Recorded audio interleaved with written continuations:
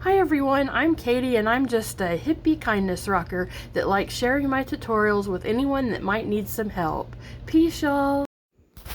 Hey everyone, I am back with a new tutorial and this is a little voodoo doll that I have kind of made my own. I was inspired by a picture on Pinterest and I changed some things around, but the original artist was Bailey Ray.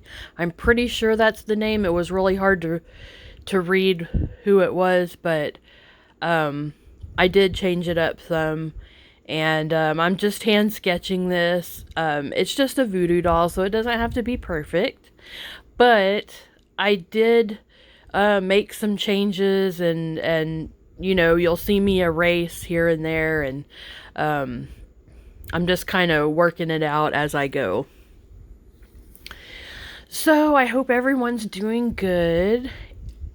We are starting our plane ride in Shelley, Santorini Stones by Shelley, and this is the first week, and our first week requirement is a voodoo doll, and the whole rock has to be covered with paint 100%, but you can draw any voodoo doll that you want. So we have a plane ride that we do. If you're not watching this video from Shelley's group, that way you'll know, we do a plane ride every other month, and we're doing a spooky one this month for Halloween. So we chose New Orleans and a voodoo doll. So I'm sitting here doing this voiceover and drinking a cup of hot cocoa, hoping that it gets cold really soon. I'm hoping it will put the vibes out there so that it will cool off here in Texas.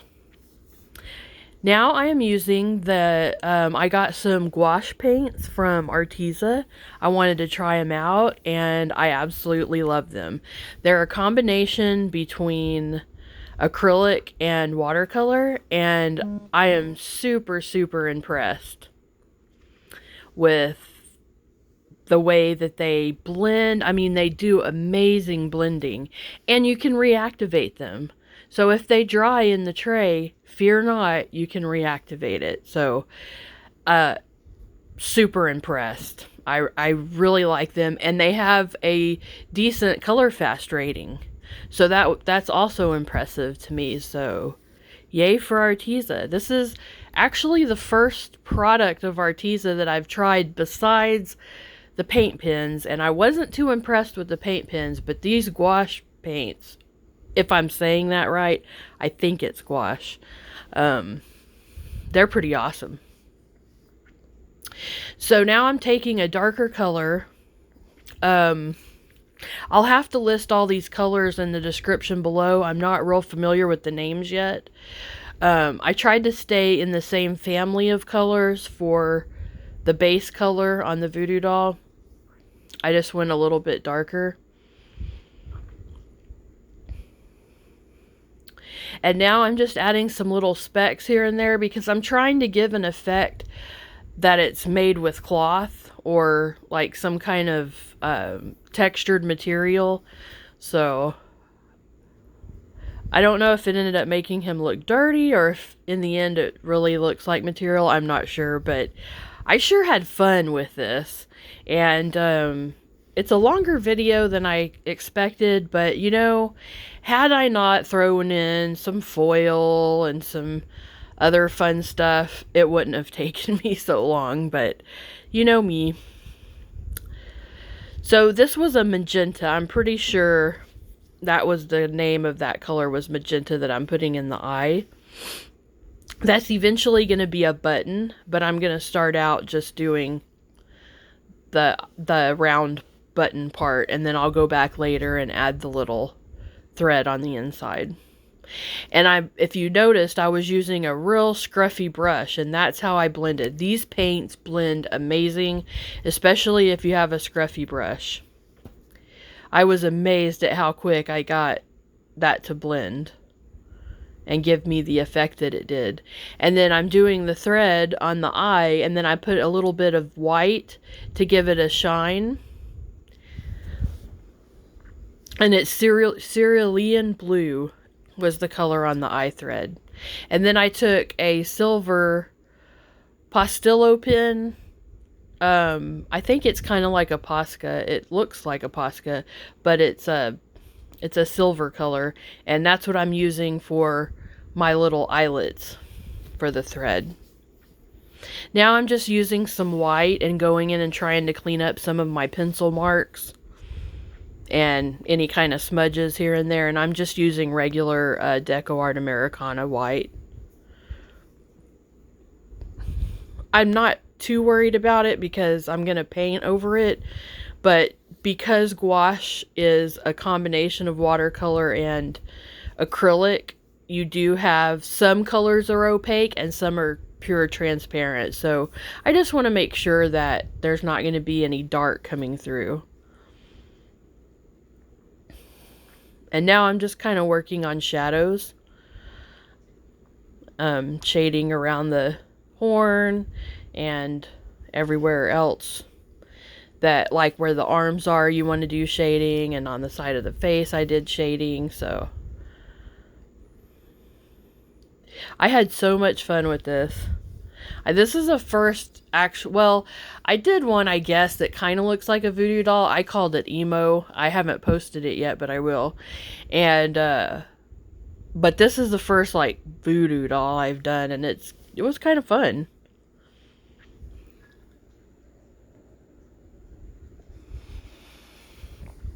And then this is violet that I lightened up a little bit.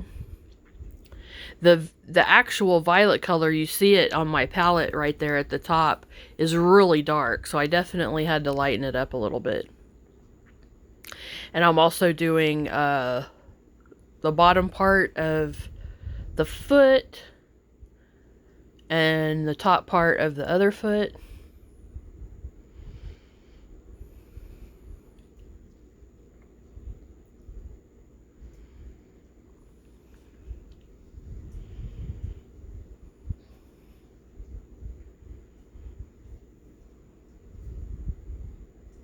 So now I'm just starting to try to blend that out a little bit. And there's my scruffy brush. I have several scruffy brushes, and I just made some more with some of my older brushes. I went through and cleaned out a lot of my brushes, and I made new liner brushes and new scruffy brushes, so I feel like I have all new stuff, even though it was older, but now it's kind of new, so hey, it works, right? Now I'm doing the arm, and I'm adding a little bit of shine with white.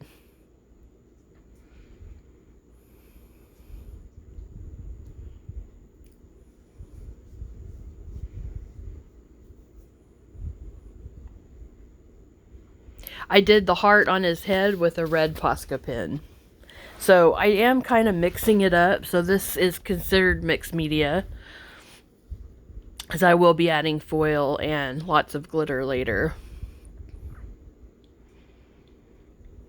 But I tend to do that. I tend to mix my pens and my paints, and I'm going to use watercolor on the background, so you never know.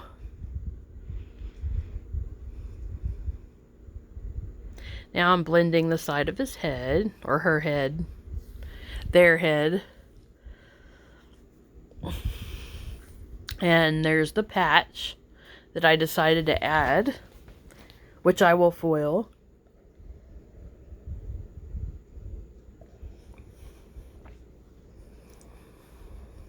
I can't remember what color this one was. I was thinking it was going to be greener than what it came out, and I'm glad that it's this color because that's what I was looking for. But I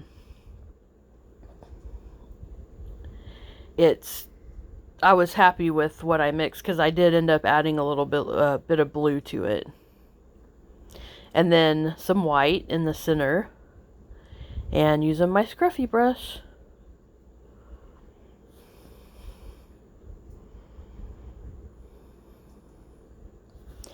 And I am really bad about overworking sometimes, so you'll see me do something and it'll look good and it's like, why did I go mess with it? I do that all the time and drive myself crazy.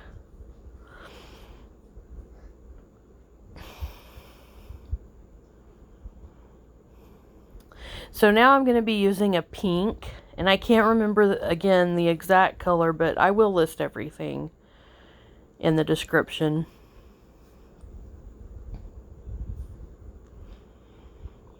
And pink on the leg.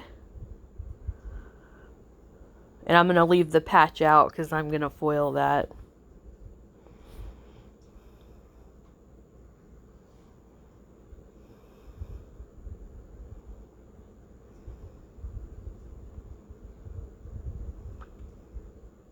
And that's just the natural part that I used on his face and body. I'm putting on part of his foot.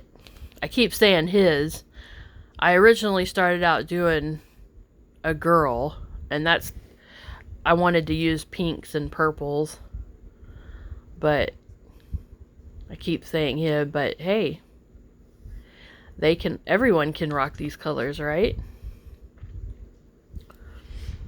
Now I'm going to line out a little bit, and mostly the reason that I did that is just it kind of helps me see things better when I start adding some of that lining in.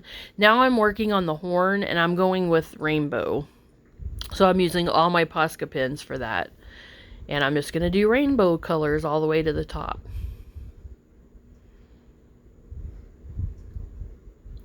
And I should have let each color dry in between, but I didn't. So I had to go back and do some touch-ups because some of the colors ran together. Now I'm kind of doing a rainbow on the tail, but not quite the same. Just mixing up different colors.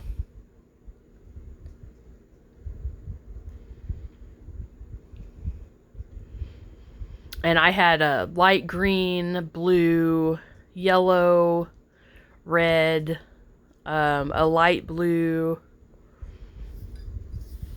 a light purple. Now I'm going to put the thread in the button. And I did white first because I'm going to go back and paint in a bit. And I wanted it to be able to show over that pink, so that's why I went ahead and base coated it. And now I'm just using a 0.03 I think, to line out those threads. It was a tooli art pen, and now I'm using a Posca for certain parts because the Posca pen is a 1MR and I wanted it to be a little bit smaller on the threads. So that's why I switched up and used a tooli art.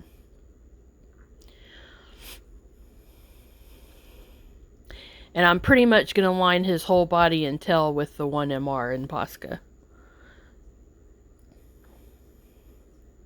And I should have sprayed him before I started lining, but I did not. And so it did clog my pen up from time to time, and I had to unclog it, which basically I just write on paper to clear the clog out. But if I had done a quick spray before I started doing all this lining, this wouldn't have been an issue. Even though I tell people spray, spray, spray, and then I don't do it. So I've got to do what I say. So I drew the mouth in, just a few little threads or stitches, whatever you want to call it. And I put a little stitch on the top of the head by the horn. Now I'm drawing in the pins that are stuck in the heart. And then that's the cerulean blue that I'm putting on those for the thread. And then I'll do the same thing and put the white for the shine. And you can kind of see it starting to come together.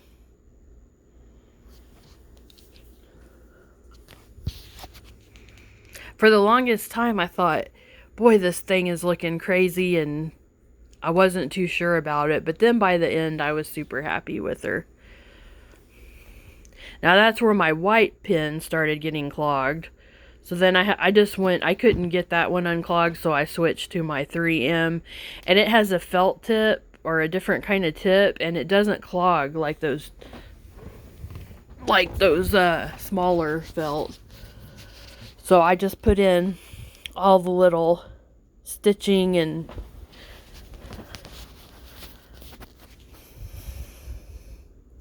I guess that would be thread, I'm not sure.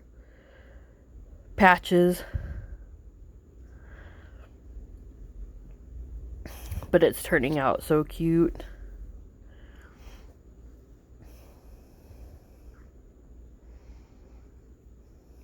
I'm just going to line all the little white stitches. And now I'm clogging my tooli art pen, so I'll have to stop and go unclog that one in a second. I promise I will be better in the future about going and spraying my piece, because it's just crazy. I had more trouble with clogging and taking up more time when I could have just sprayed it. And I do use a Rust-Oleum 2x matte spray. That's my go-to. Now I'm using my neon tooli art pen just to put some neon dots on the top. So now I'm going to foil, and I'm using Burano nail glue, and I'm just going to use a little tiny part of this patchwork. I did use a flashlight LED UV light to cure this. So you do have to use a light to cure your glue. And then I went and lined it and put the little stitches, and now I'm going to do the tail. And I'm just going to use a sparkly foil for this one. It's going to kind of look glittery. And the little brush that I'm using is by Kingmas, and it's a disposable eyeliner brush. You can get a good deal for those on Amazon. And I didn't show curing this, but I did cure it with the light. I just paused it. Now I'm doing the unicorn horn.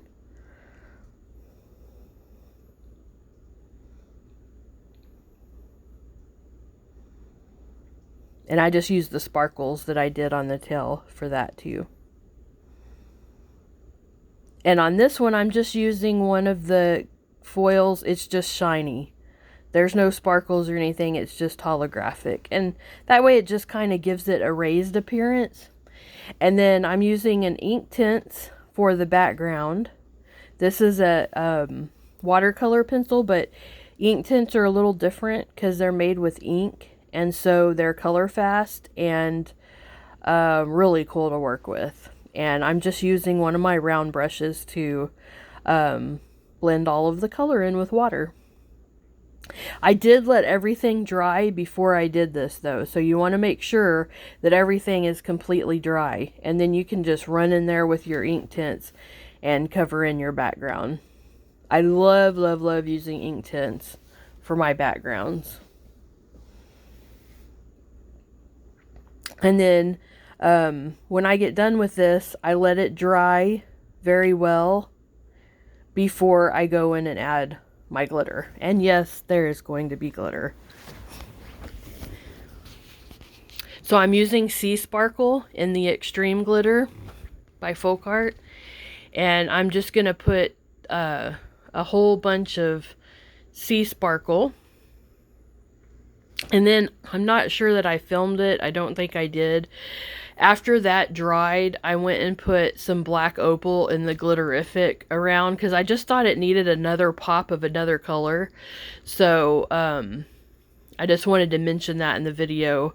You'll see it in the final picture. Thanks for watching.